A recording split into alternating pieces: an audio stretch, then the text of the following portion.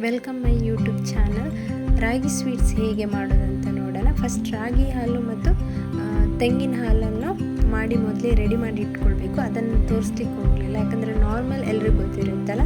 ಆಮೇಲೆ ರಾಗಿ ಹಾಲು ಮತ್ತು ತೆಂಗಿನ ಹಾಲನ್ನು ಎರಡು ಈಕ್ವಲ್ ಕ್ವಾಂಟಿಟಿ ತೊಗೊಂಡಿರಬೇಕು. ನಾವು ಎರಡನ್ನೂ ಚೆನ್ನಾಗಿ ಮಿಕ್ಸ್ ಮಾಡಬೇಕು. ನೆಕ್ಸ್ಟ್ ಅದಕ್ಕೆ ನಮಗೆ ಎಷ್ಟು ಸ್ವೀಟ್ಸ್ ಅಥವಾ ನಾರ್ಮಲ್ ಸ್ವೀಟ್ಸ್ ಅಥವಾ ಜಾಸ್ತಿ ಸ್ವೀಟ್ಸ್ ಬೇಕಾದಷ್ಟು ಹಾಕಿಕೊಂಡು ಈ ಥರ ಲೋ ಫ್ಲೇಮಲ್ಲಿಟ್ಟು ಮಿಕ್ಸ್ ಮಾಡ್ಕೊಳ್ಬೇಕು. ಚೆನ್ನಾಗಿ ಮಿಕ್ಸ್ ಮಾಡ್ಕೊಳ್ಬೇಕು, ಯಾಕಂದ್ರೆ ಜಾಸ್ತಿ ಫ್ಲೇಮಲ್ಲಿಟ್ಟರೆ ಅದು ಕರಟಿ ಬಿಡುತ್ತೆ ಅಡಿಗೆ.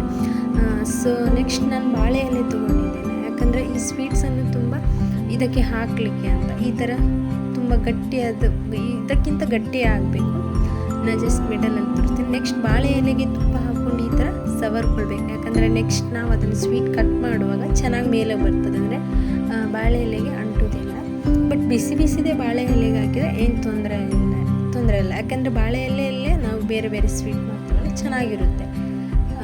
ನೆಕ್ಸ್ಟ್ ಬಾಳೆ ಎಲೆದ್ದೇ ಅದರ ಅಚ್ಚೆಲ್ಲ ಬರ್ತದೆ ಅದಕ್ಕೆ ಸ್ವೀಟ್ಸ್. ನೆಕ್ಸ್ಟ್ ಈ ಥರ ಕಟ್ ಮಾಡ್ಕೊಳ್ಬೇಕು, ಸಿಂಪಲ್ ಕಟ್ ಮಾಡಿಕೊಂಡು ನಮ್ಗೆ ಸ್ಟೈಲ್ ಯಾವ ರೀತಿಯಲ್ಲೂ ಕಟ್ ಮಾಡ್ಕೋಬೋದು. ಆದರೆ ತುಂಬ ಸಾಫ್ಟಾಗಿರುತ್ತೆ, ಬಟ್ ತುಂಬ ಟೇಸ್ಟಿಯಾಗಿರುತ್ತೆ. ಇದಕ್ಕೆ ನೀವು ಬೇಕಿದ್ದರೆ ಏಲಕ್ಕಿ ಮಿಕ್ಸ್ ಮಾಡ್ಕೊಳ್ಬೋದು, ಇಲ್ಲ ಸ್ಕಿಪ್ ಮಾಡ್ಬೋದು. ನಾನಿಲ್ಲಿ ಸ್ಕಿಪ್ ಮಾಡಿದ್ದೇನೆ.